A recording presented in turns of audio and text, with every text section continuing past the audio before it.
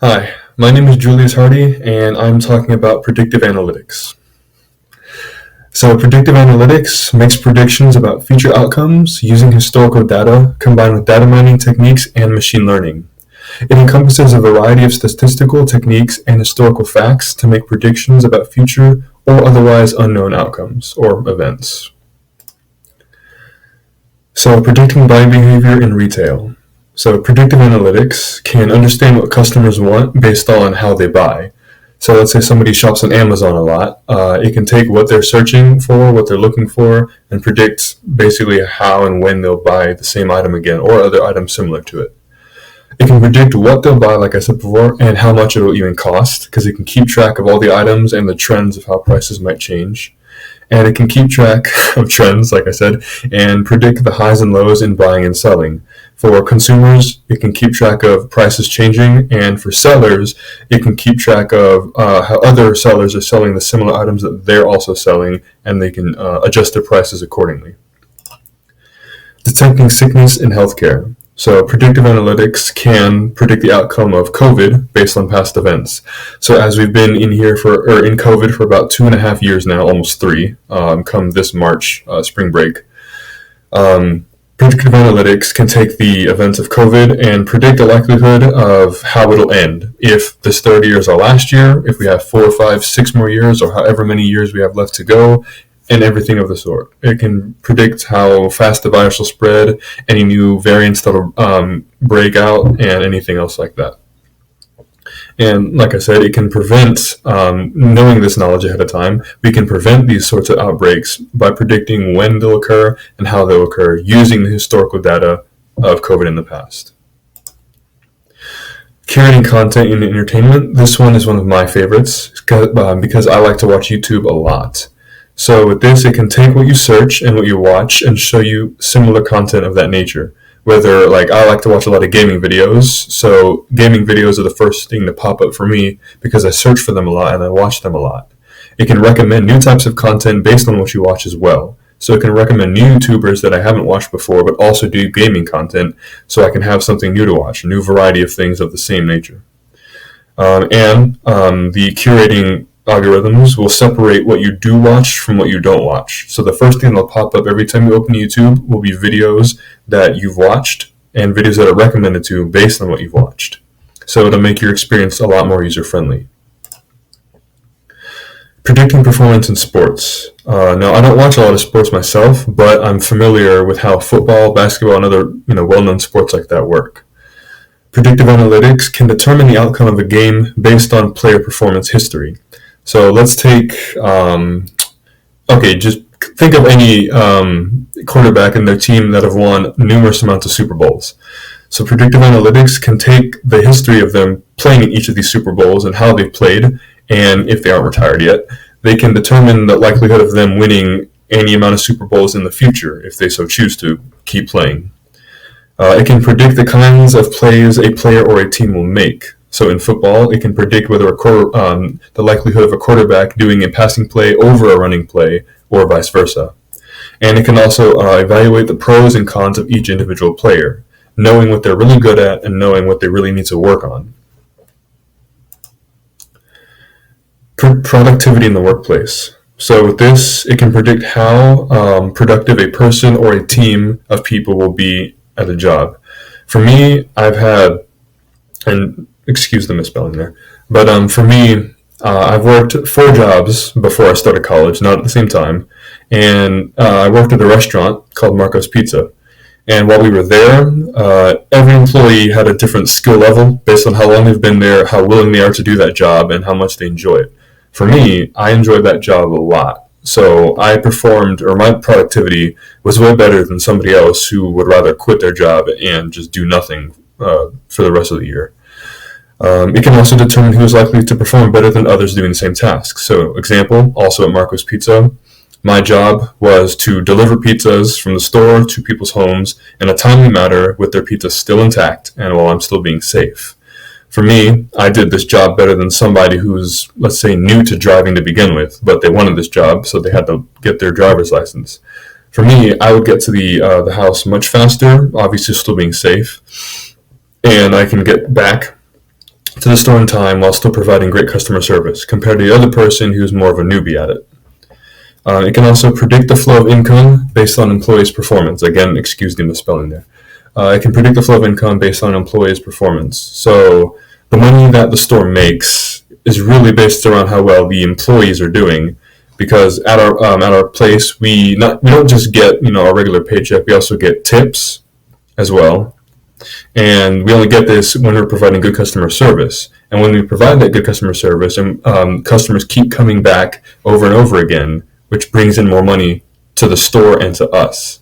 So predictive analytics can take how we're acting, what we're doing, if we're doing our job good or not, and will determine basically the income that's coming in. Now this one should be familiar to a lot of us, predicting patterns in weather. So as we see, meteorologists do this all the time on different news stations that we've seen on TV. But predictive analytics can take this to a wider scale and can go decades, even centuries in the past, and determine the likelihood of weather happening decades or centuries in the future. So let's take any hurricane, any thunderstorm, any flood, drought, any sort of weather you can think of. Predictive analytics can learn from its history in the past and can determine when the next hurricane will be, when the next thunderstorm, snowstorm, any sort of unpredictable weather, even in Texas, of all places, where weather is the most unpredictable, because one day it can be hot and the next day it can be cold. For predictive analytics can determine when all of this will happen, when, where, and how fast it'll be, or how fast it'll disappear once it is here. It can also predict, or it can determine when natural disasters may strike. Like Hurricane Harvey back in 2017, that was a very terrible time to be in. A lot of people's homes were damaged and there was flooding everywhere. Predictive analytics can determine when the next hurricane will be, like I said before, and can help us all prepare for it in time so we can be ready. But I'm hoping it just never happens again. But that's the end of my presentation of predictive analytics. Hello everybody, my name is Jarman and today I will be introducing AI in security and surveillance. The primary purposes for the use of security and surveillance technology is to deter crime, investigate crimes, policy violations, and identify involved parties in crime. So, by using AI, companies can identify areas of potential crime such as fraud, money laundering, and terrorist financing, as well as terrorist attacks. Data that is collected is then used to formulate algorithms. And you've probably heard this word before. Algorithms are mainly used on computers or computer-like devices like our phones. And algorithms, which is a process for a set of rules to be followed in calculations. And algorithms are used to analyze large sets of data and to find solutions and make predictions.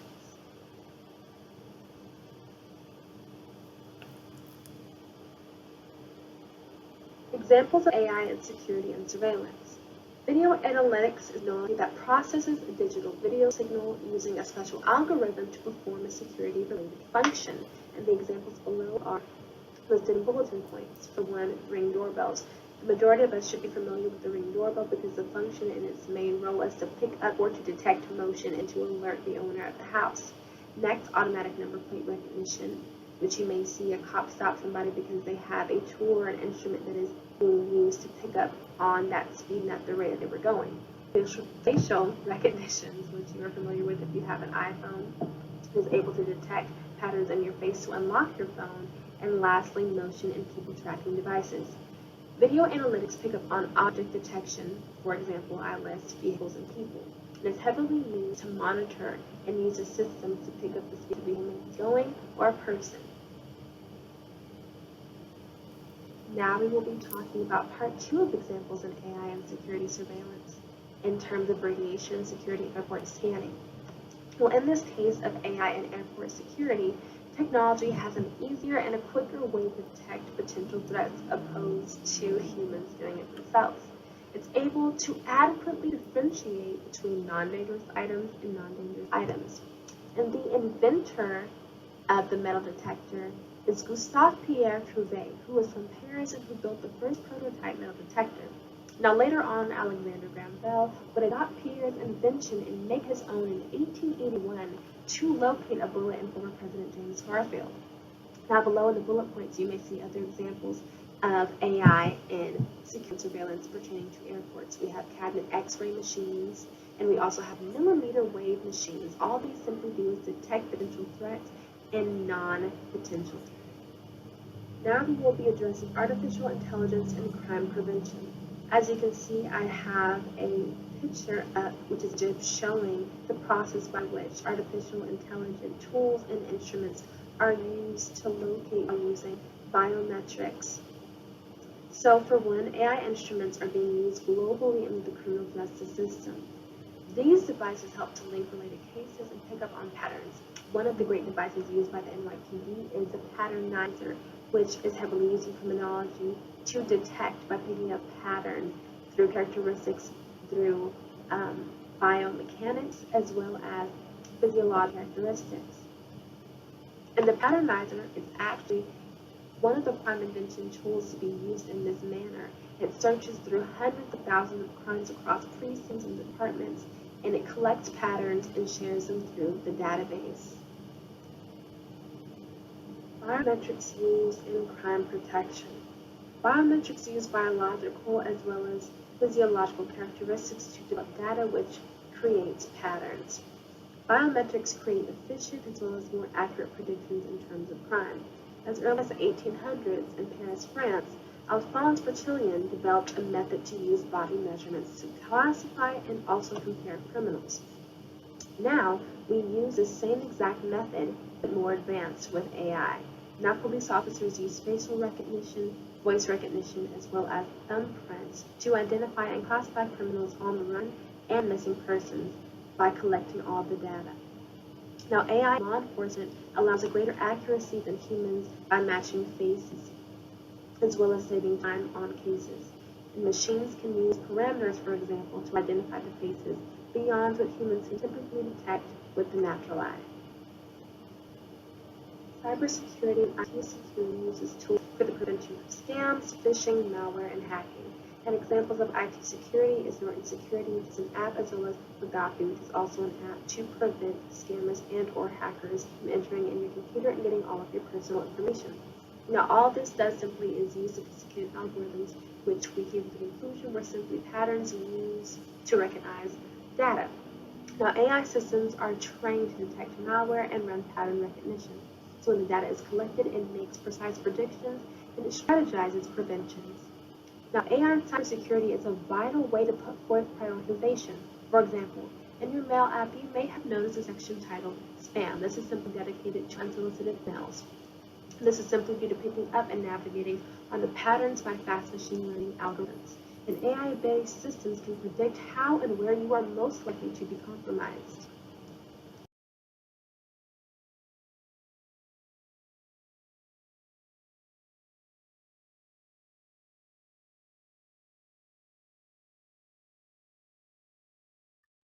Hi, my name is Abel Abraha and I'll be presenting about how AI improves accuracy in decision making.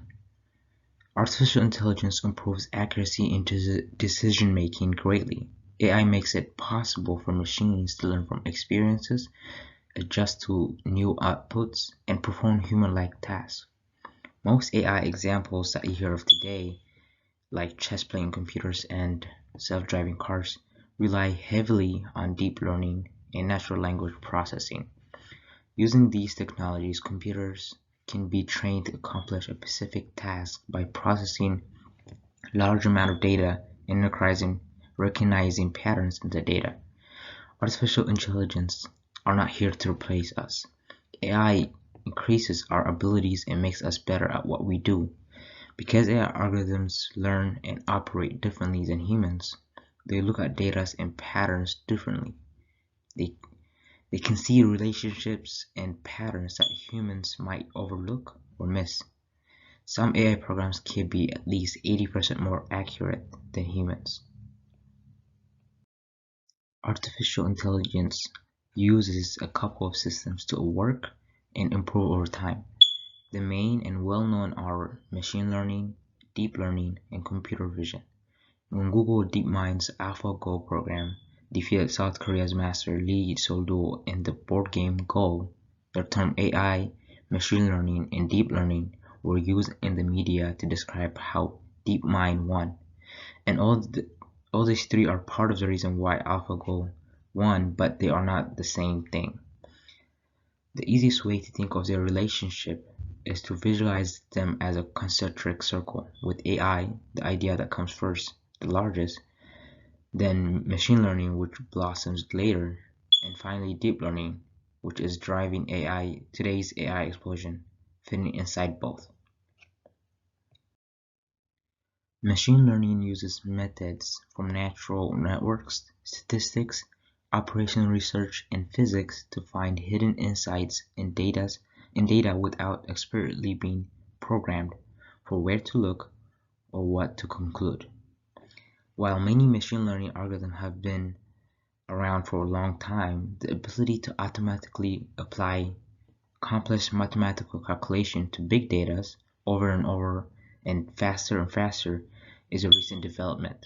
All of these things means it's possible to quickly and automatically produce models that can be analyze bigger, more complex data and deliver faster, more accurate results, even at a large scale.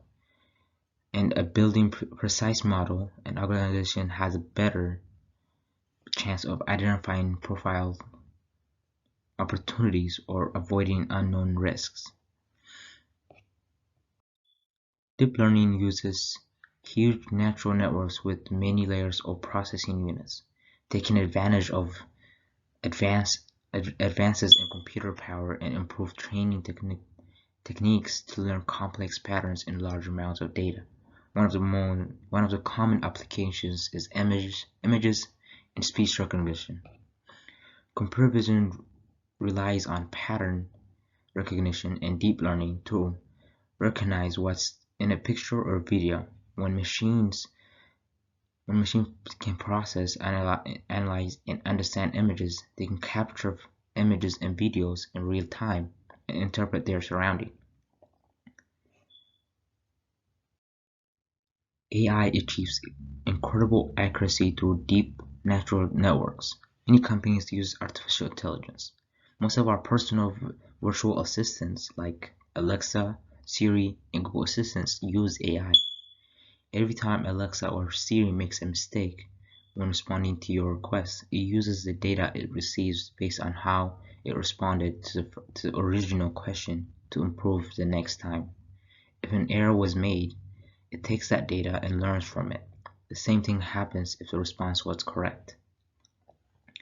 Banks and financial institutions use AI almost all the time. Artificial intelligence enables banks to identify patterns in unstructured data and improve enterprise-wide decision-making. In risk management, AI helps banks integrate multiple sources and set appropriate lending limit with greater confidence without compromising fairness. AI also plays a vital role in detecting and preventing fraud and financial crime, sometimes letting you know when there is a potential fraud about to happen due to unsafe website. In the retail industry, it's important for companies to stay one step ahead of the customer's expectation. Using customer data along with speech recognition and natural language processing, retailers can predict customers' preference and needs and cut down on needless stocks. Ultimately, this helps retailers cater to customers and save retailer and customers time and money. And of course, AI is also used in healthcare. With AI, healthcare professionals can analyze data faster and more precisely. Electronic health records can be created faster and with fewer errors. And AI is used in many more, including gaming, surveillance, social media, robotics, and space exploration. And I believe that artificial intelligence is our future. Due to the increasing complexity of creating more advanced artificial intelligence, there will continually be new jobs associated with it. One of the fields that would benefit greatly from artificial intelligence is computer science, since it is directly related to it. Computer scientists, software engineers, data management specialists, cybersecurity, these are just a few of the jobs that would be more readily available due to artificial intelligence progressing as it is. Beyond just coding and the data aspect, there will be more employment opportunities for designing and manufacturing the medium for AI. And this would be done by robotics engineers, mechanical engineers, electrical engineers, and more. Some companies that come to mind are Boston Dynamics, creating robots that are capable of traversing a variety of different terrains using AI that focuses on photo recognition to see the terrain around them and then adjust the robot's code accordingly so that it can traverse it. Google focusing on AI's deep learning so that it can be used in a variety of different aspects in the company. One that a lot of people have used day to day is Google Translate.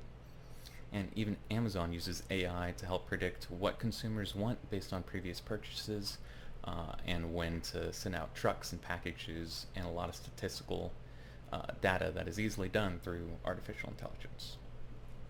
And while these are prime areas that will encounter job growth, there are other sectors that would still be positively affected, such as legislators regulating AI, because that will be a huge issue, and I'm sure it will come up in many campaigns, and entrepreneurs seeking new uses for AI geared towards consumers. Overall, there will be numerous new jobs created due to artificial intelligence as it becomes more prevalent in society as a whole. While the continual improvement of artificial intelligence will produce many new jobs, it will also have the adverse effects.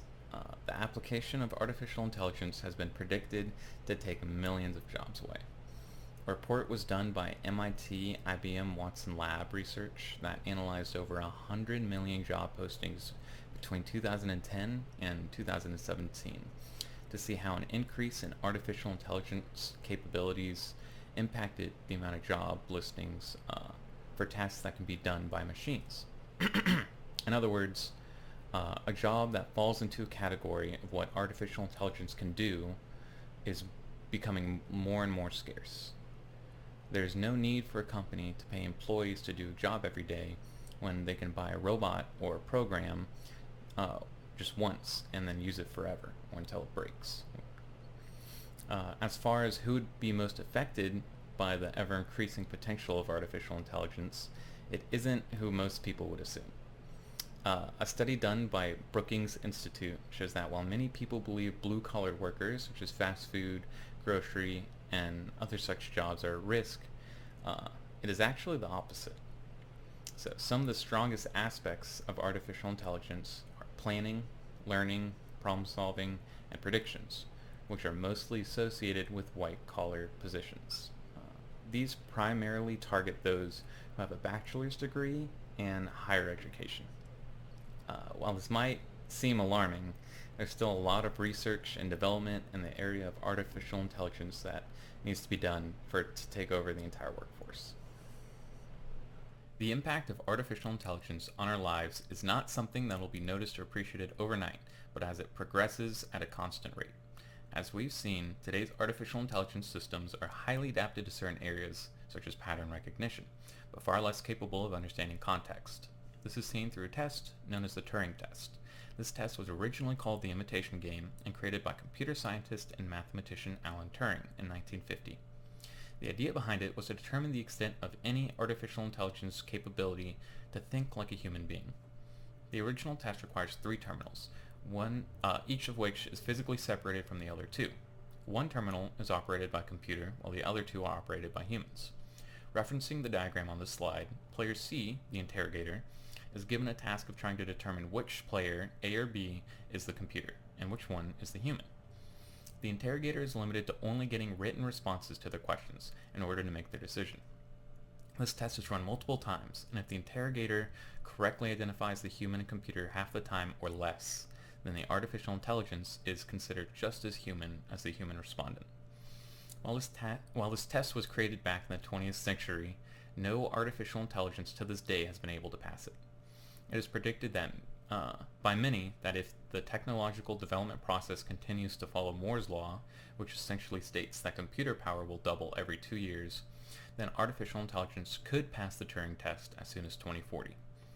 While this would be a monumental innovation in artificial intelligence, there's still some criticism as to whether or not this is truly a machine's ability to understand or think, no matter how human-like the program may be. This idea was brought up in 1980 by philosopher John Searle, who came up with a thought experiment known as the Chinese room argument. Essentially, this thought experiment has a hypothetical AI that runs a program, which is just following a set of instructions which allows it to behave as if it understands Chinese well enough to pass the Turing test. Now, if a person has the information available to repeat the program or set of instructions, then they can create a human response in Chinese without understanding any of the language. The question trying to be answered is, does the machine truly understand Chinese or merely simulating the ability to understand Chinese? In today's society, artificial intelligence is widely used, with some examples being covered in this presentation by my colleagues. And as you can tell, there's still much to learn about artificial intelligence and how it'll continue to affect society as it becomes more advanced.